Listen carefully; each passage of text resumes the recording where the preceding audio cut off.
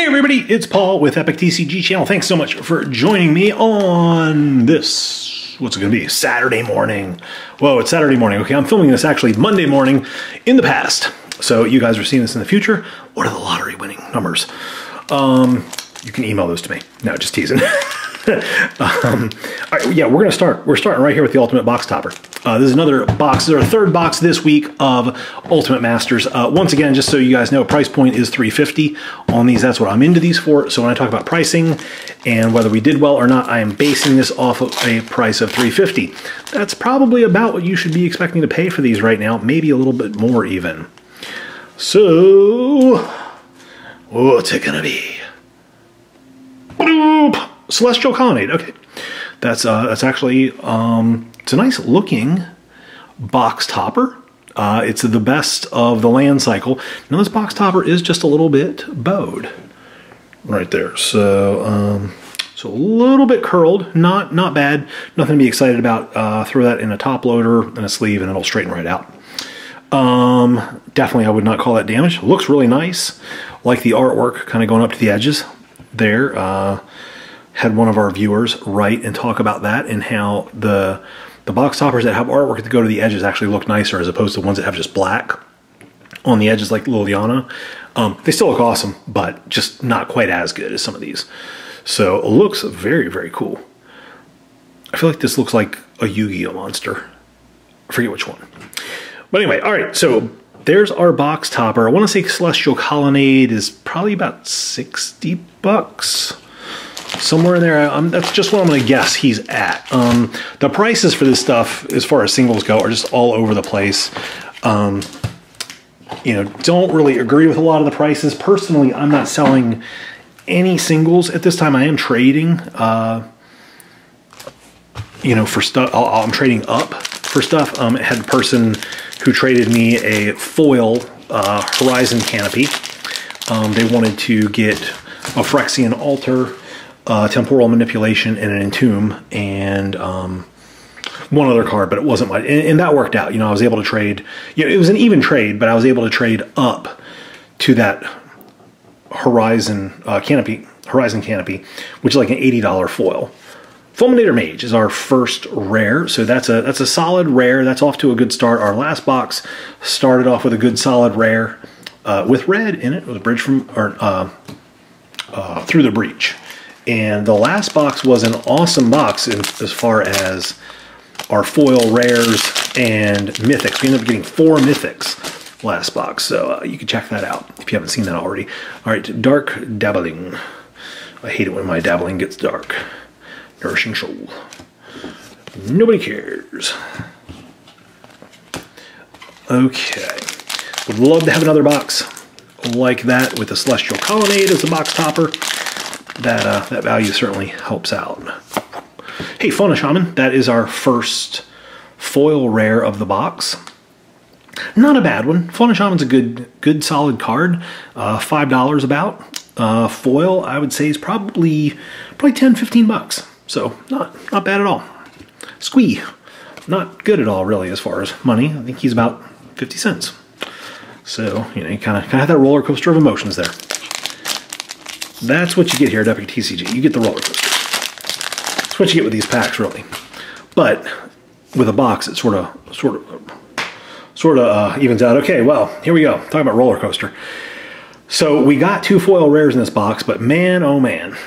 So we have a decent one, not great, but decent. Remember, there's a lot of rares that are $15 and $20 in this box. So you can always hit one of those big foil rares. But then you got a lot of rares that are, you know, less than $1, and Wall of Reverence is just one of them. And to get that as your foil, that just kind of doesn't feel all that great. All right, Woodfall Primus is our normal rare. So that's just the way that cookie crumbles. Wall of Reverence was kind of like a bonus rare. We weren't expecting to get two rare foils, so it's okay. Not a big deal. Okay. Cool colors of compass. I like this artwork. That looks cool. Looks very dark. Celestial Colonnade. Hey, there's our box topper guy. Good rare. All right.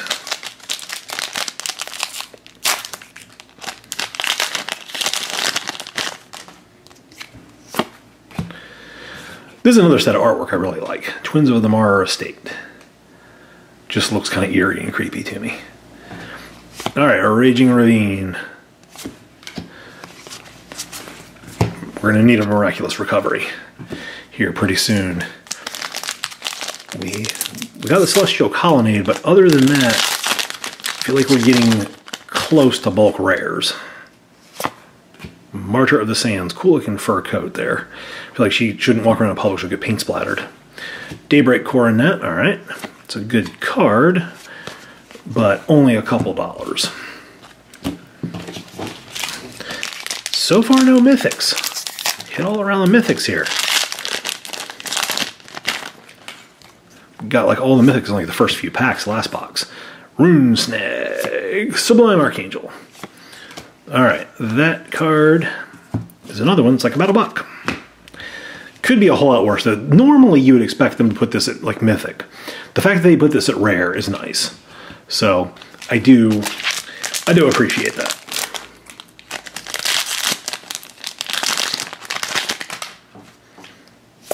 All right, Circular Logic, Seismic Assault.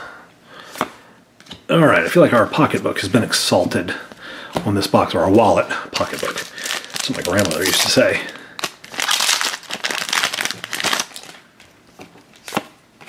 All right, Crushing Canopy. Something gold, something gold. It's Maelstrom Pulse. All right, $5 for the Pulse. Chainer's Edict is a good uncommon. There's so many good uncommons and commons in this set. It's just crazy. And with Wizards now doing official Pauper events, I feel like there's going to be a lot more of a demand for those. There will not probably be much more demand for this card though. So I think that's really cool, but it's just a tough road to get rid of those uncommons and commons. At least it is for me around here. Or maybe it's just right now. Maybe people are just focused on getting something else. I don't know. Staunch Hearted Warriors. Sovereigns of Lost Alara. Boy, this is like going to be like the box where we get all the bulk rares.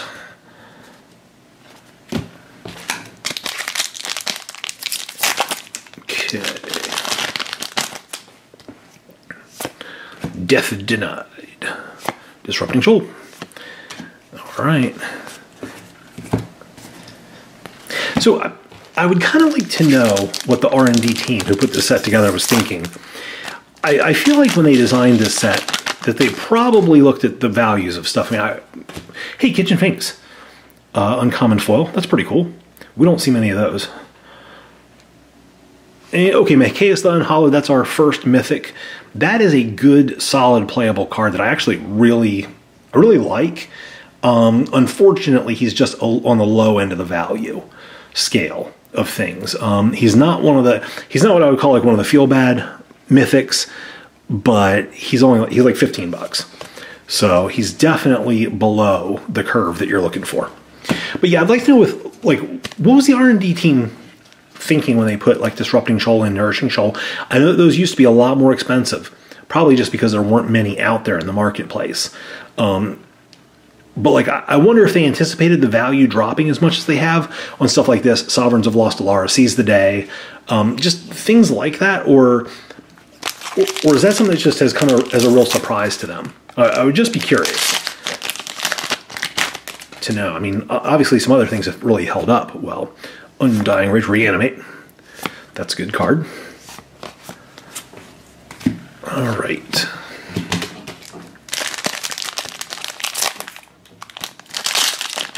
Because I feel like this set is just full of value, but I also feel like there's just a lot of bulk also. Goryo's Vengeance. So this is one that has really fallen in price too. And there's just a ton of them out there. It's about $10, I guess. Might even be a little bit less than that now. All right, our last stack of packs here. Let's see. All right. Decided to do things differently and open up the box topper at first on this, but now like I feel like I kind of need a box topper here, and we don't have one to open. Engineered Explosive, great rare. All right, got a good rare. And let's see. All right, maybe like this will be the stack where all the value's at. That would be cool. That would be cool. Maybe we got like all the bad stuff out of the way, And now we can just, you know, kind of coast from here on out. Pulsa Marissa. Gamble. That's what you're doing when you buy boxes of these. You are taking a gamble. I feel like if you buy enough boxes, it evens out. But it's tough, depending on the price that you have to buy them at. I don't know that there's money in these right now, with the price being at $350. Containment Priest. Because I've opened up, since the price has been about $350, I've opened up quite a few of these boxes, and I feel like we've had more losses and break-evens than we've had, you know, kind of big hits. And just with the effort it takes to sell the stuff or get rid of it. Noble Hierarch, this is a third Noble Hierarch in a row, as far as boxes. So just a little bit of a spoiler alert if you haven't been watching this week. Every box has had a Noble Hierarch in it, so that definitely helps out. I wonder what Wizards' plan was for that card. Were they thinking like, hey, you know, we want to... Because this was like 90 bucks. I wonder if they thought this would get down to be about 40. I wonder if they would like it to be lower or what. I kind of just like to know. These are things I think about. How much would they like a Hierarch to sell for? All right. Raid Bombardment. Rebel Arc. Okay. Coming up to the end of the packs here. We got, what, 3 packs left. I'm only seeing 1 Mythic over there. What up with that? We got our 2 foil rares, but boy, I don't think I would trade either one of them for a Mythic out of this set. Swift Reckoning. What's this one? Oh, nice. Mana Vault. Sweet. I love getting Mana Vault. I absolutely love this artwork. So I've opened up a bunch of Mana Vaults in my day, back in Revised and 4th edition. And stuff. I'm no stranger to Mana Vaults, but I really like the look of this card. That new artwork is just outstanding as far as I'm concerned. So Mana Vault, cool. I'm happy with that one. That's a $30 rare. All right, down to 2 packs, both Vengevines. Vengevine artwork on the back. And we are looking for at least 1 more Mythic. Maybe not a Vengevine. But wouldn't it be funny if you got a Vengevine and a Vengevine pack? All right, cool looking artwork. I like that. I like that sword. I like the way that's designed. I like that like sword thrust. You're seeing there, and we have Seize the Day. Oh no! All right, all right. Help us, Obi-Wan Kenobi of the Vengevines. You're our only hope for a 3rd Mythic. So this box definitely is not going to have 4 Mythics in it, unless we get a foil Mythic, and then a regular. So let's just take a look here. We got a zombie. We've got Young Pyromancer as our foil. That's no big deal. And we got a Vengevine. I called it. Vengevine out of a Vengevine pack. How about that? There you go. So, all right. As far as our Mythics went, let's just go ahead. We'll put these aside. Let me scoop these. Can actually pick up that box topper with that little bit of a bow in it. We have Celestial Colony as our box topper, Mikaeus Vengevine as our Mythics. So I would say we are looking at 30, 60. I'd say we're looking at 120 bucks in box toppers and Mythics there. So you know, could have been a whole lot better because, you know, hey, there's a lot of box toppers that get you that 120 bucks right away, just by themselves. And then you've got your Mythics on top of it. I think we're going to have a tough road ahead of us here. 120. That's going to put us at 160. All right, we're going to call that 170. I know that's generous. 190. That's going to get us to 200, 210, 215,